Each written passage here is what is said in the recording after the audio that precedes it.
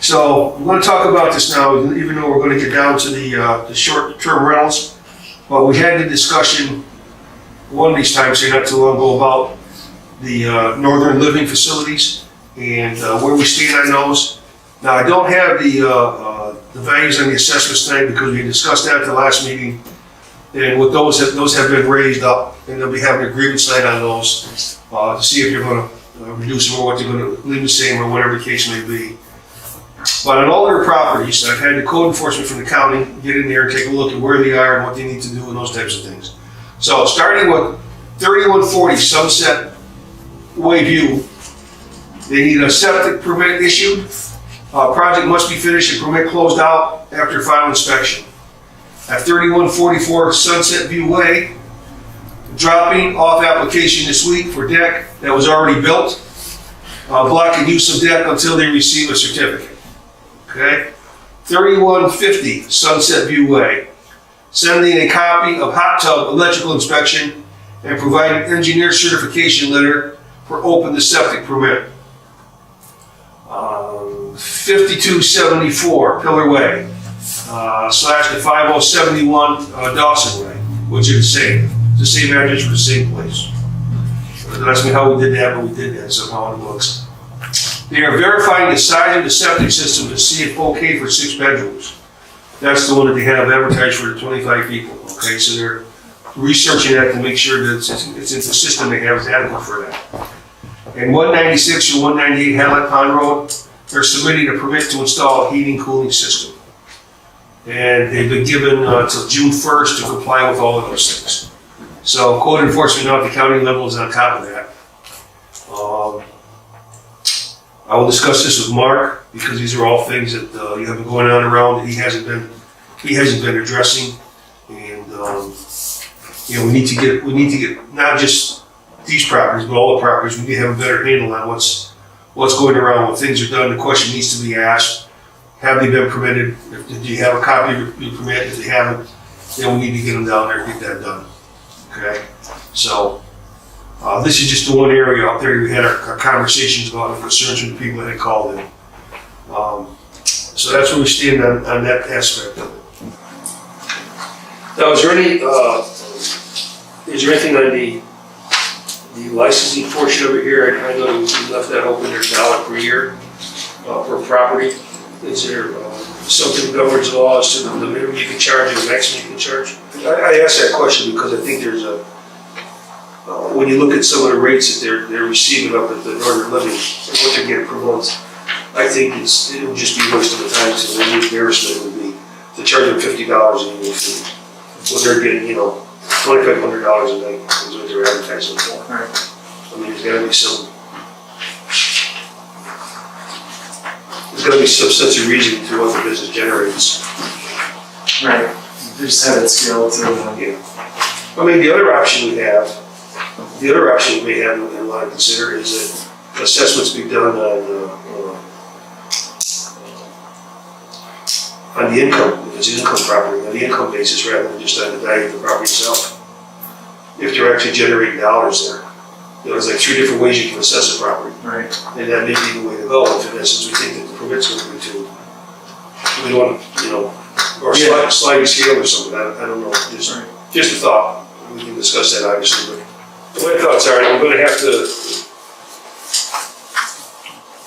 I'm not going to say we should, we have to, I'm going to say we should make the fee so there's going to be to self-paid program. Whatever those fees might be, we know what we have for users. And I don't know if it's a sliding scale that we could use for occupancy or if it would be just a straight up flat fee. What were you thinking, Mike? Wise?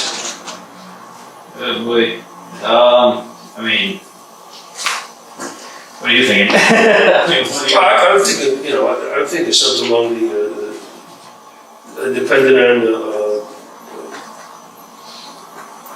I mean, it's for a calendar year. yeah, exactly. So, I mean, really 100, maybe, somewhere broader. What do you think? I was more than $500 range, quite frankly.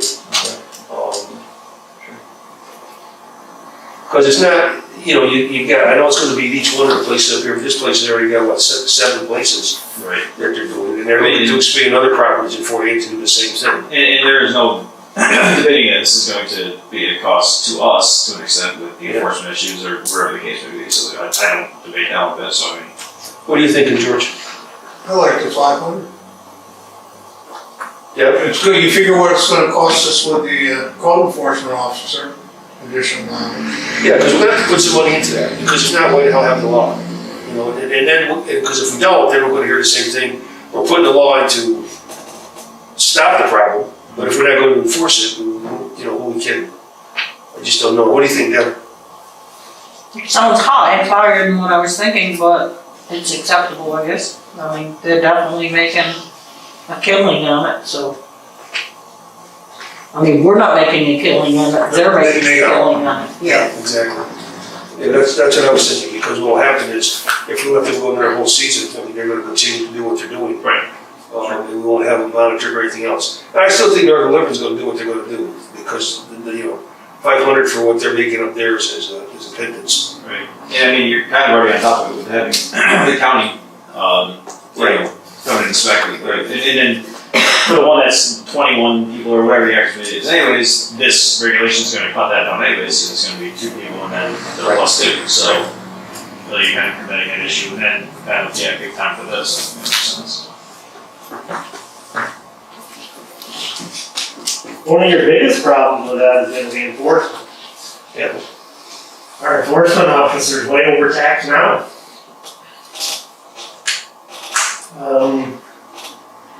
And if you're creating this law to take care of a problem that may be on the lake, are you penalizing the whole town? No, That sounds it. No, this is not just for the lake, that's why it's written the way that it is. Okay, because there are problems throughout the town when we get phone calls of individuals that had strange cars parked in your driveway for an extended period of time, going over and telling neighbors about it, because people have been staying there, paying for the 3 or 4 days that they're there, and their driveway being blocked in by the cars or with the other houses, their neighbors' houses, and they can't get out. So no, it's not. This is not aimed at just the lake. The lake is where it has significant trouble with the volume, with the numbers. Like people showing up at a person's house and staying overnight for 25, persons show up and they're down on the beach, yelling and swimming, screaming and yelling profanities at nighttime. And without law, we can't even have the police go in and do anything about it. Well, it just seems that currently you have enough laws that aren't being enforced, Well, code enforcement wise.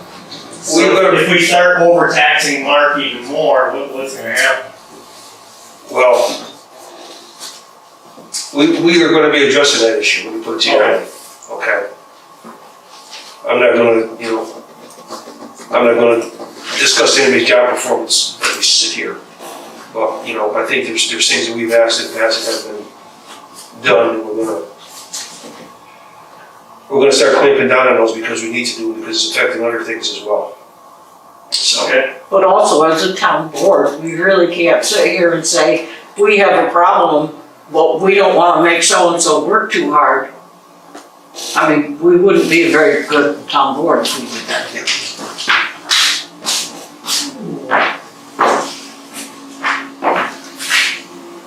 yeah, and go back to your Chad, we take the names out, if we take the names out of the code enforcement thing, okay, whoever's gonna be in that position, whether it be Mark or whoever, is gonna have to step up to the plate and do what's gonna be required. Do you feel the town has the budget to do that? Well, we've got what he's got, if we get the fees for these places, yeah.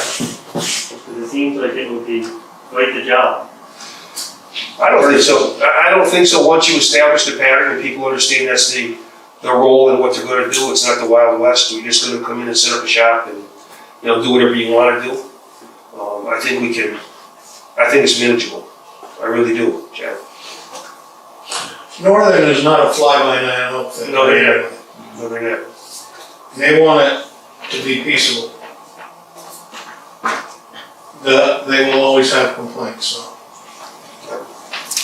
But if we don't, and your point's well taken, because if you don't enforce it, they're gonna just run like the Wild West. Right. We have to be more proactive with our code enforcement, there's no doubt about that. It's like when we have someone that adds a building on, we may all go by and see it, but it never gets done by code enforcement to tell the assessor that, hey, we saw this place, does this place actually have a building permit to do what they're doing? We can all ride around and see it.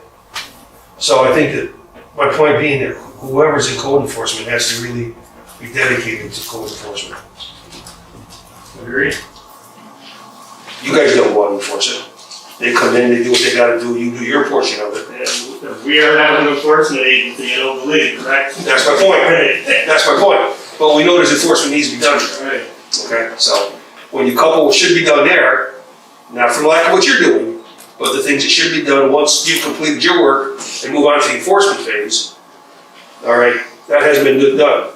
So I think with what we're doing now on a part-time basis, and what we're getting for a number of hours, we may need to take a look at raising that. And one of the ways we do that is that portion maybe it'll pay to itself with the fees that we get from businesses that are operating as businesses. Not gonna drive them out, not gonna drive them away. Because when you're talking about renting a place up there for $2,500 a night, $500 would be a drop in the bucket.